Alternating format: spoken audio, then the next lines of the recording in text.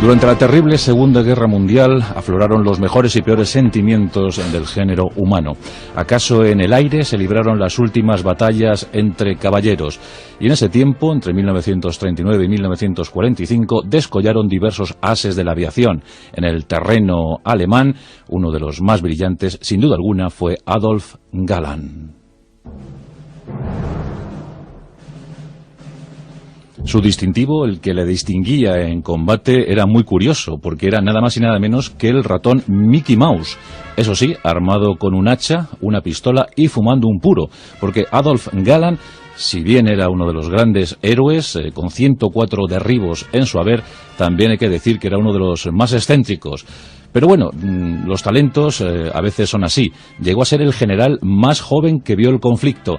Con apenas 30 años ya era general, fue jefe de la aviación de caza de la Luftwaffe. Y bueno, pues méritos no faltaron, no en vano. Tan solo 27 militares alemanes obtuvieron la máxima distinción bélica de ese momento. Esta era la Cruz de Caballero con hojas de roble, espadas y diamantes. Tan solo 27, uno de ellos Adolf Galland, 104 derribos en el frente occidental. Nacido en 1912, pronto sintió la llamada del aire y quiso ser piloto, y lo fue, de la Lufthansa. Con pocos años, en 1934, se incorporó a la Luftwaffe, en esa clandestina Luftwaffe que formaba pilotos en Italia, en la Unión Soviética, y que, bueno, pues que daría altísimo rendimiento en el conflicto inminente. Adolf Galland libró sus primeros combates aéreos sobre los cielos españoles, con ese Heinkel 51 que le proporcionó 13 victorias sobre el enemigo. Fue el segundo piloto de la Guerra Civil Española en mayor número de derribos, tras el famoso García Morato, con 40 victorias, el Barón Rojo español. Pero Adolf Galland ya dio buena muestra de su olfato cazador en la Guerra Civil Española. Más tarde, en la Segunda Guerra Mundial, desde luego tuvo la oportunidad de ofrecer lo mejor de sí mismo en acciones incluso hasta suicidas, por lo que se granjeó la amistad y el respeto de sus subordinados. Hay diversas anécdotas que jalonan el expediente militar de Adolf Galland, y también hay que comentar que fueron muy pocos los militares germanos que se ganaron el respeto del enemigo. Pues hemos hablado en alguna ocasión de Erwin Rommel, el zorro del desierto, y otro fue sin duda Adolf Galland, muy respetado, muy valorado por los británicos.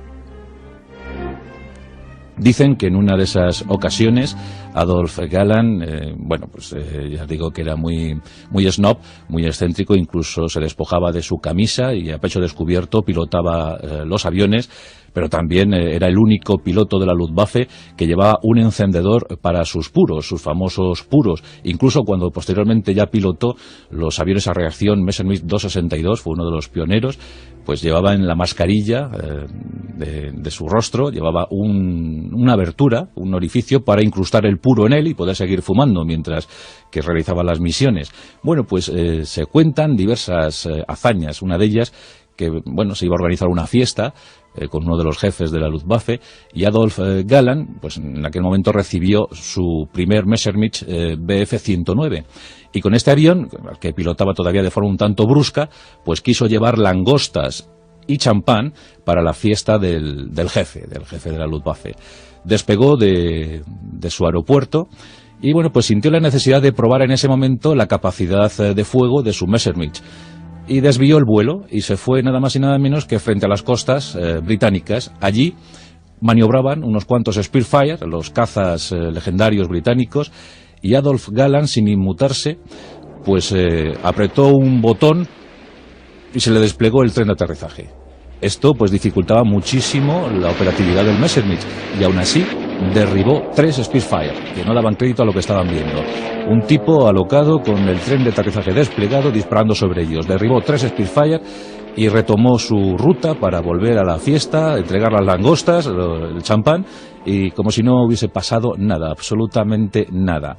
Fue derribado en 4 ocasiones, 2 de ellas en el mismo día, y eso no le impidió seguir volando con absoluta eficacia y puntería.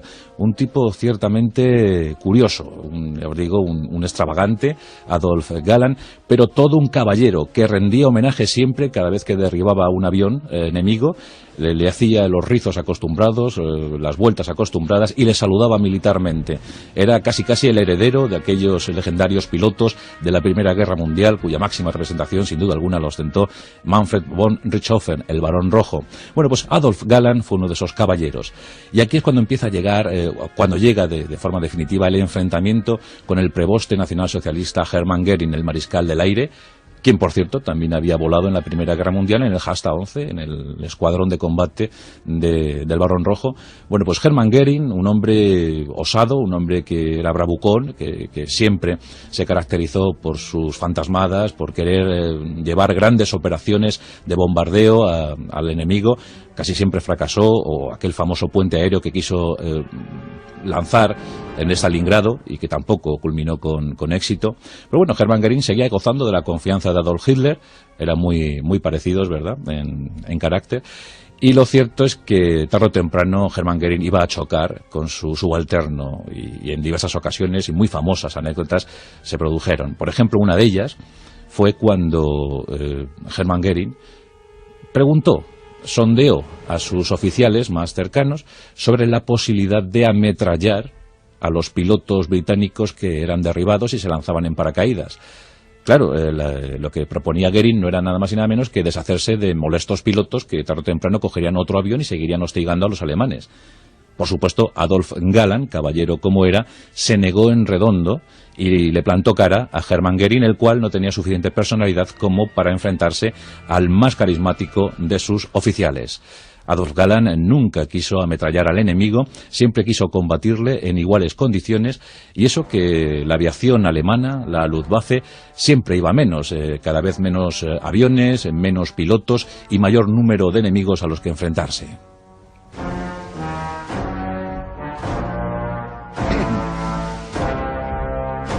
Hay otro hecho que caracteriza la personalidad de Adolf Galland. Uno de ellos, por ejemplo, es cuando Sir Douglas Baber fue abatido. Sir Douglas Baber era un héroe de la aviación británica y además combatía sin piernas. Había perdido sus piernas en un accidente aéreo, lo que no le privó de ser jefe de 3 escuadrones aéreos de caza, y bueno, pues luchó con determinación hasta que fue derribado. Adolf Galland se enteró que Douglas Baber había sido derribado y quiso visitarle para conocerle, para entablar conversación, para saber un poco más, y bueno, pues le dijo Adolf Galland al británico si podía hacer algo por él. Vio su situación, sin piernas, las había perdido en el lanzamiento en paracaídas, se habían quedado allí, en el Spitfire derribado. Bien, pues Douglas Baber le dijo que nada le haría más feliz sino recibir unas piernas de recambio que habían quedado en su piso en Londres, en su casa londinense. Adolf Galland movió Roma con Santiago, habló con la Cruz Roja Internacional y, en efecto, consiguió que las piernas de repuesto llegasen al prisionero inglés. ¿Y cómo se hizo esto? Pues facilitando un pasillo aéreo para que un Spitfire sobrevolase zona enemiga, dejase esas piernas, las lanzó en una caja, en un paracaídas, y pudieron llegar a su destinatario. Fue un hecho que Douglas Baber siempre valoró, y cuando Adolf Galland, una vez finalizada la guerra, fue recluido en un campo de concentración, pues le devolvió la visita. Y claro, le llevó lo mejor que le podía llevar a Adolf Galland, le llevó una caja de puros. Fueron amigos desde entonces. Ya os digo que Adolf Galland fue un hombre respetado en el terreno adversario y bueno, pues buena muestra de ello fue que cada victoria de él pues se recibía con respeto. No se le tenía inquina especial, se entendía que era un militar y que cumplía con su terrible obligación, con su trabajo. En 1943, las oleadas de bombardeos sobre Alemania eran incesantes. Miles de bombarderos británicos y norteamericanos surcaban los aires y dejaban caer su carga letal sobre suelo alemán.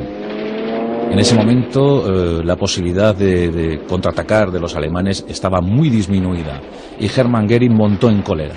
Ante no saber qué hacer, pues montó en cólera y acusó a los pilotos de caza alemanes, entonces bajo las órdenes de Adolf Galland, pues les acusó de mentirosos, de cobardes, de traidores, diciendo que solo decían haber derribado aparatos enemigos, para conseguir condecoraciones, que esos derribos eran ficticios y que los pilotos germanos eran simplemente unos fantoches. Adolf Galland, orgulloso como era, y además siempre disciplinado, pero bueno, en ese momento montó en cólera y frente a Hermann Göring se arrancó su cruz de hierro, su cruz laureada, con hojas de roble, espadas y diamantes, y se la lanzó a la cara. Hermann Göring no pudo, no supo reaccionar. Lo cierto es que tiempo más tarde, Adolf Galland fue obligado a dimitir de su puesto, fue relevado en el mando, y bueno, casi ahí se iba a terminar su historia bélica, su historia militar al servicio de la Luftwaffe. Fue un enfrentamiento constante entre la idea que tenía Hermann Göring de basar todo en los ataques multitudinarios, en los bombardeos apoteósicos, y Adolf Galland, quien preconizaba más el uso de los aviones de caza. En una ocasión Hermann Göring le dijo: ¿cómo podemos contrarrestar la falta de aparatos para intentar rechazar los ataques enemigos? ¿Cómo podemos fortalecer la Luftwaffe? No había tantos cazas, no había tantos bombarderos, no había nada. Y Adolf Galland le dijo: lo que hay que hacer es integrar en los escuadrones de caza muchísimos Spitfire británicos.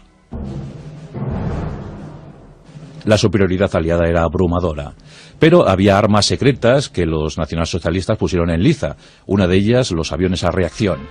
Y el bimotor, el magnífico, el excelente bimotor a reacción Messerschmitt 262 pudo en los últimos meses de la guerra dar una muestra de lo que hubiese sido esto, de lo que hubiese sido la guerra en caso de haber puesto en funcionamiento el Messerschmitt 262 en 1939.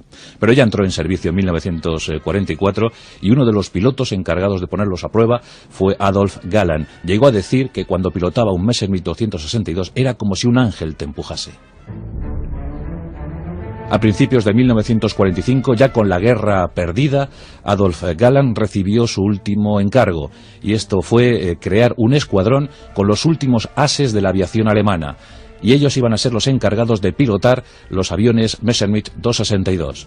Dieron toda la guerra posible hasta que los aliados tomaron los aeropuertos alemanes, los últimos aeropuertos alemanes. Fue entonces cuando Adolf Galland ordenó a sus hombres quemar los aparatos, quemar las naves y rendirse al enemigo. Fue un momento triste, pero bueno, definitivo para la Segunda Guerra Mundial. Hermann Göring acabó como acabó, pero Adolf Galland fue llevado a Inglaterra, a un campo de reclusión, a un campo de concentración, y allí pues pasó un tiempo hasta que le liberaron, porque tampoco había ninguna cosa de la que acusarle. Era un militar y había cumplido su trabajo. Después de esto, fue instructor de vuelo en Argentina. Allí instruyó a los pilotos de combate argentinos y ya tuvo una madurez y una vejez muy sosegadas. La verdad es que llegó incluso a pasar largos tiempos en Alicante. Allí se compró un bungalow y pasaba los veranos en Alicante, en la costa levantina. Falleció en 1996 a la edad de 84 años. En la guerra perdió 2 hermanos, eran 4 hermanos varones. 2 de ellos le acompañaron en sus hazañas bélicas en los aires, pero fueron derribados y muertos. Y curiosamente, el otro hermano que sobrevivió, además de él, formó parte del arma antiaérea. O sea, de los 4 varones, 3 eran pilotos de caza y el otro era antiaéreo, el otro era del arma antiaérea, o sea, se dedicaba a derribar aviones. Qué cosas en las familias, ¿verdad? Pero ahí queda ese enfrentamiento en el seno de las Fuerzas Armadas alemanas durante la Segunda Guerra Mundial. El preboste, el tremendo, el terrible Hermann Göring, jefe mariscal del aire, jefe de la Luftwaffe, versus Adolf Galland, uno de los últimos héroes de la aviación.